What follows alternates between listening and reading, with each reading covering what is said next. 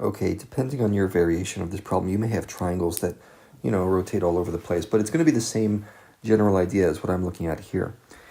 For each of these triangles, you need to select the trig function, and that's going to be either tangent, cosine, or sine.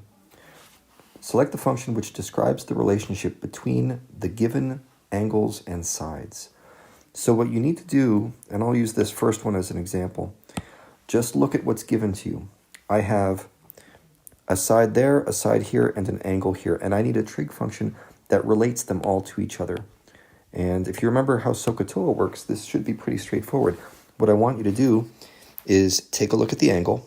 Okay, here's my angle, and label the sides that are given to you as either opposite, adjacent, or hypotenuse. So in this case, I have opposite right there and adjacent right next to my angle.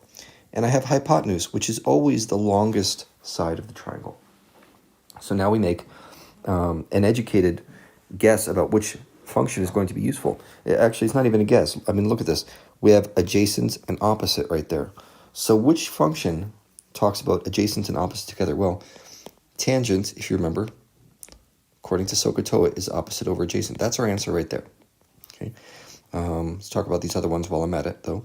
Cosine is adjacent over hypotenuse, and sine is opposite over hypotenuse. So let's take cosine as our next example. Which one of those triangles, I'm going to do this a little backwards, which triangle talks about adjacent and hypotenuse? Okay, so we're going to look at these angles. Maybe it's this one. Okay, if I look at that angle, I see, okay, here's the opposite.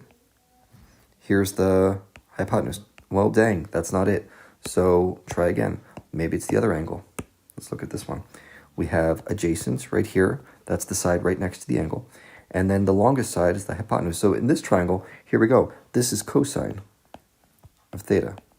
And if you wanted to make a formula, it would be cosine of theta equals m over x. But that's a little beyond what this problem's asking for. It just wants to know which of these trig functions are related to each triangle.